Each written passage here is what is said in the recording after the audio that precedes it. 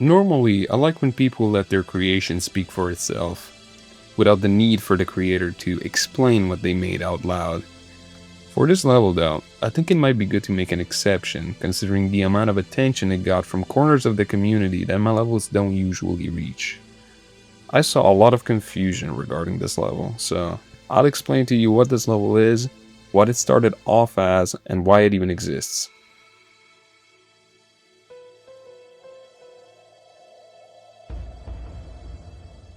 I started playing this game in 2014. I was stuck in a doctor's waiting room with nothing to do, so I gave it a shot. I didn't really think much of it back then. Within minutes of playing, I thought I'd figured out all that this game was. A rage game. The kind of game that was designed to make people mad. And I didn't really have the patience for it at the time.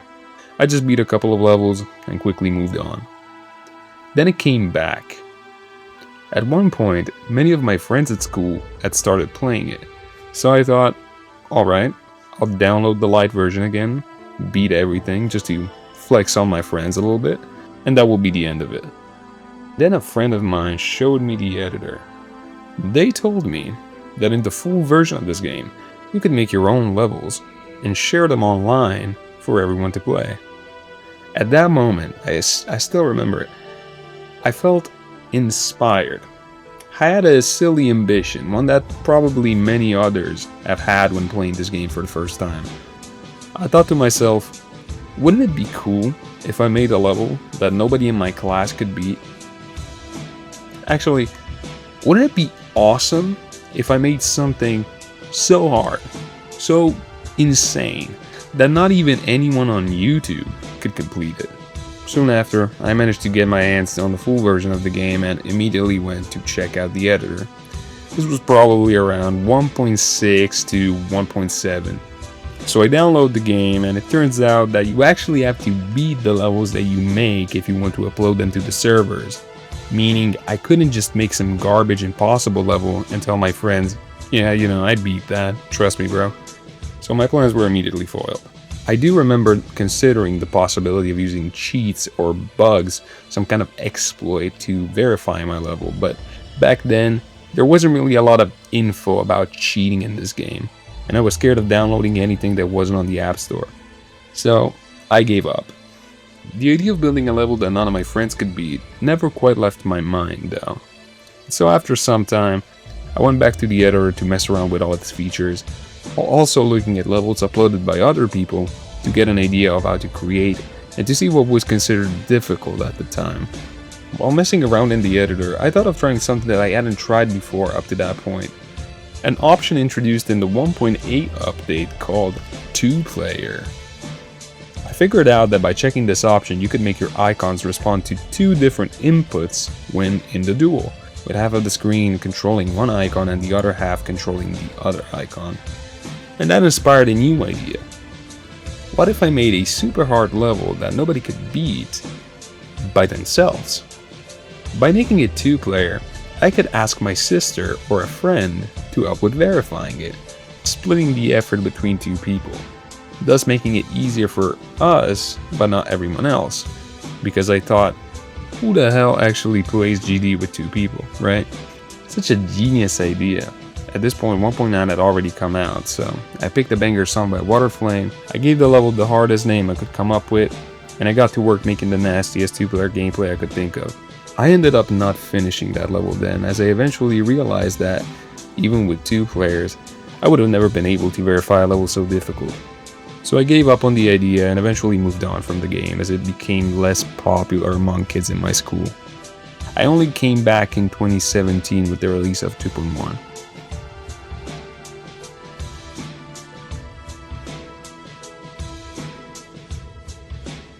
When I came back, I had no access to my tablet, and I had lost my account, meaning I had to start over fresh.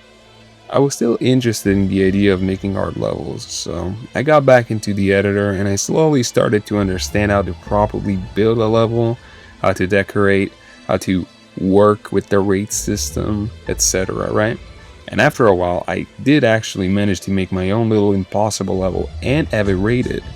And this level 2 was 2-player, although for different reasons. Every now and then I would think about that old level that I made when I was still in middle school and get sad knowing that there was no way for me to look at it ever again, let alone finish it. Until one day, I received an email from Google telling me that an account of mine had gone unused for a long time and was about to be deleted if I didn't log in. I did not remember having this Gmail account, but I decided to log in to keep it safe. Eventually, I realized that this was the mail that I had used back in 2015 to create my old GD account. Now that I knew that this was the mail associated with it, I was able to recover my account, and soon after I also managed to find my old tablet from 2014, so I could finally take another look at what I was making as a kid. And yeah, I didn't really know what I was doing, especially when it came to this level. Many parts of the gameplay were just physically impossible, and generally speaking the level was pretty bad all around. I was happy to see it again, but I wasn't really thinking of doing anything with it. This was until the 4th of October, 2025. That day, Leah and Gecko announced their 2-player creator contest. For some reason, that was the thing that motivated me to remake this old 2-player level.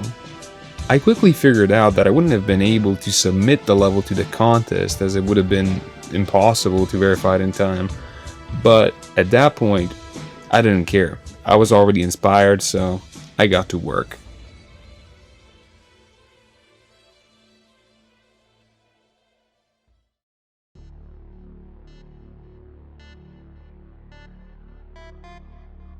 I had a pretty clear idea of what I wanted to do with this level.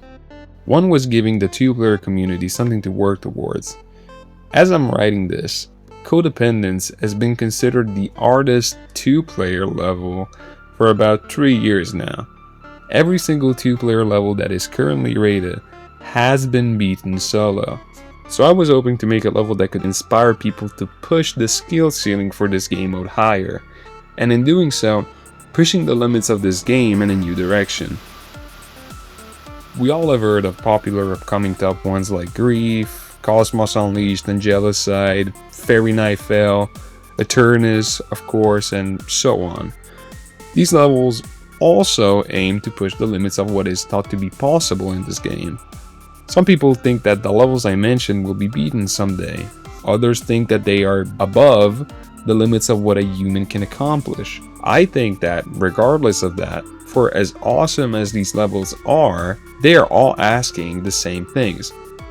How precisely can you control your ship? How about your wave? How tight can I make this timing before it becomes impossible for a human to do consistently? That is how we are pushing the difficulty of this game. And eventually, if we keep going in this direction, we will reach a point where the gaps are so tight and the timings are so precise that the hardest levels will become too inconsistent and too luck-based for humans to do. We will hit a wall, but that doesn't mean that we will have found the human limit. I'm of the idea that difficulty in this game could be pushed in a different direction through a game mode that right now is largely unexplored compared to all the others, and that in my opinion could have a much higher skill ceiling compared to anything else in this game. Of course, I'm talking about duels. 2-player duels specifically. Let me give you an example to better explain what I'm trying to say. As I'm writing this, Codependence sits at 57th on the Pointer Crate Demon list. It is a main list level even after all this time. It's been on the list since 2023, and you want to know how many frame perfects this level has? 0. Nothing. Not one.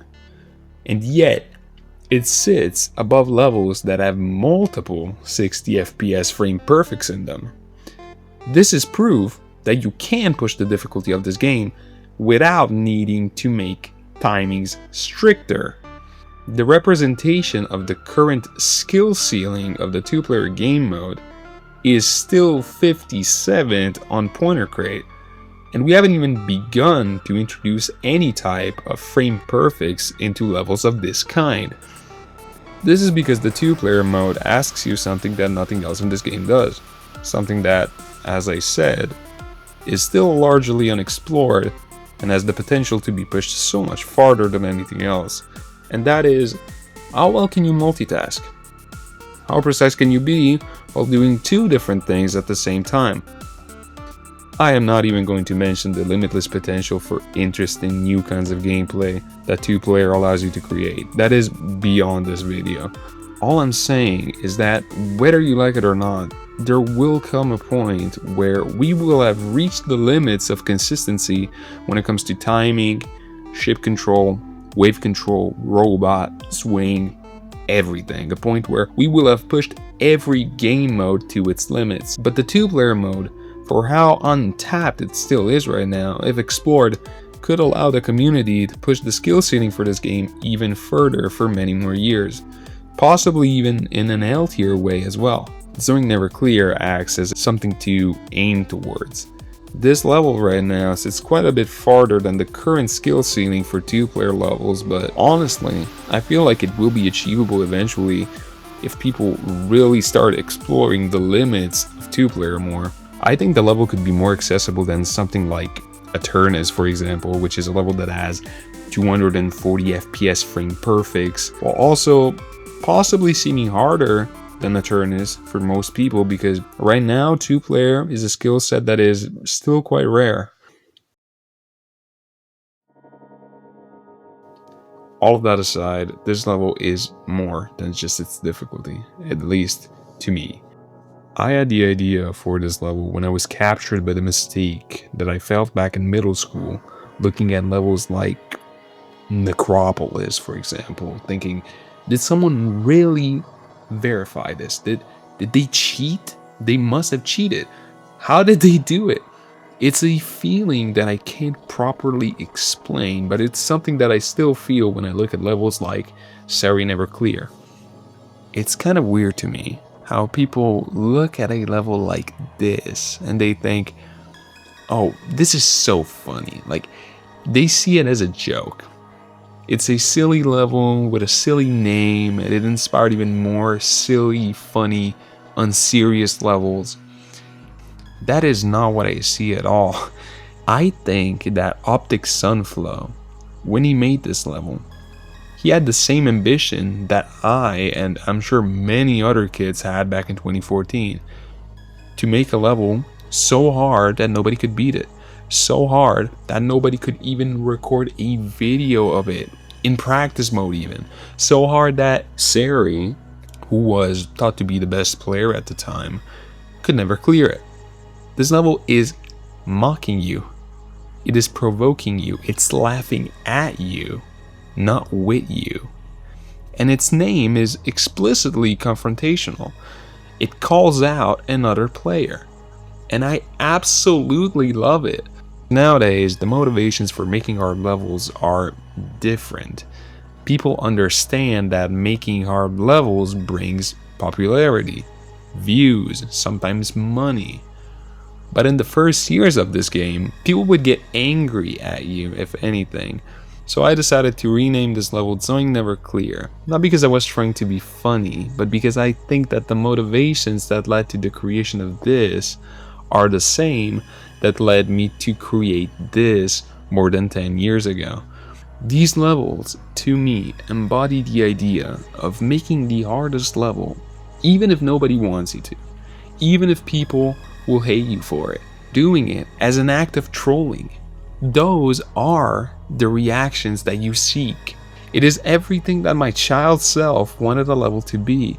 Through its gameplay, its mocking of the player, it brings me back to what I originally thought this game was.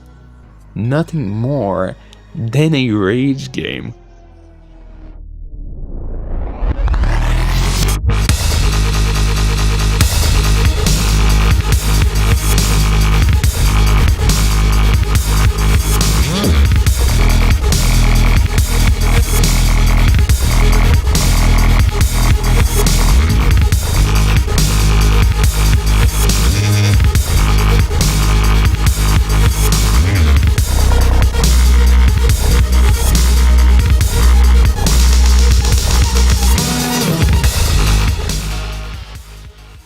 Right, so that's why the level exists. But why does it look the way that it looks? Well, the general idea was to keep some resemblance to the original decoration that I made when I was in middle school, which is why you can recognize some of the default blocks if you look at the block design hard enough. I was aiming to make it look like some sort of evolution of impossible levels like Alphabet X, Sorry Never Clear, Stereo Demoness, Vortex, Elite Z. And by evolution I mean same philosophy behind the level, same energy, but more detailed decoration to allow me to explore more complex themes. However, in order to not distance myself too much from those old levels, I decided to limit the level to 1.9 objects and earlier. Limited movement and also no scaling for the most part. I relied on dark, murky tones to build environments that feel expansive and abandoned, aiming to convey a world where a lifeless, empty earth is gradually adapting to and merging with the industrial structures that are imposed upon it. A world where demons and spirits are the only entities left to roam the planet, and they are mocking the last remaining living creature that is struggling to endure, and that would be you. I should probably explain this part right here. This is basically the unaltered ending of the original level. I kept it the way that it is because honestly, I don't think there is a better ending for a level like this. It is one last, almost desperate attempt from the level to try and stop you from beating it, with a wall of spikes at the end for good measure. Fun fact, by the way, originally these spikes were pointed upwards like every other spike in this section, but that would have made this part of the level completely unreasonable. So instead I decided to do a vortex reference and point them towards the player, making the final gap more doable.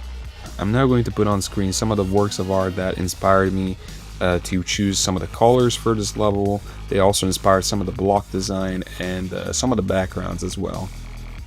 ZOINK Never Clear could be seen as the culmination of my time as a level creator. It is an encapsulation of everything I loved about this game, and it is a celebration of what Geometry Dash meant to me when I was younger. It is the kind of level that I think my past self would have been excited to see. It's everything I wanted a level to be. If this level were a person, it would be a bully. It mocks you, it screams at you, it doesn't play nice, and it is a sore loser. I wanted it to look like an act level, with the kind of gameplay that a hacker might have made back in 2014. I do know what that looks like because that is what I want it to be. I just didn't know how.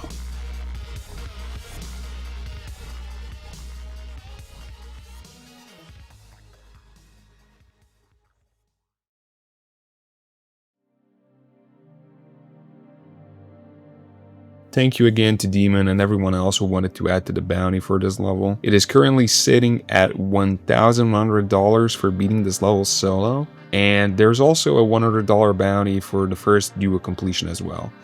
If you want to add to the solo bounty, I'll leave the Ko-Fi link in the description. Thank you again to everyone that added to it. I am speechless still. I still can't believe it. Since I mentioned the bounty, it's probably good to clarify some things about that as well, since I saw some confusion regarding that too. First of all, I put out a bounty for this level before the 10k bounty for Heliopolis existed, so no, I did not copy my cap. Second of all, if you are worried about people playing levels only for the money, that is absolutely not the case here. Passion is required if you want to get through something like this. Besides, if you are worried about the morality of putting a bounty on a verification, not only have people been doing that since forever, but the current bounty for ZOINK Never Clear only exists because people donated to it. When I put out my first video showcasing ZOINK Never Clear, I didn't even ask for anyone to donate to the bounty. Like, that was going to be $100 and that's it. People reached out to me privately asking if they could donate to it, so I opened up the Ko-Fi or whatever the fuck. It wasn't like I put out $2,000 or something on my own level, and then I asked for people to donate to the bounty on top of that, right? Like, You know what I'm saying? Like, that wasn't me. I love you, Minecraft. You make cool levels, bro. But all I'm saying is that some people are dumb, right? Because I didn't hear anyone complain about stuff like this when talking about Heliopolis. You know, so let's not do any double standards here, okay? Last thing before I leave, I'm currently finishing up the original version of Scorched Earth, keeping the style that I had when I was a middle schooler, and I'm keeping the gameplay the exact same, and when it's done, it's going to be uploaded to my old account. So if you care about that, yeah, okay. Bye bye.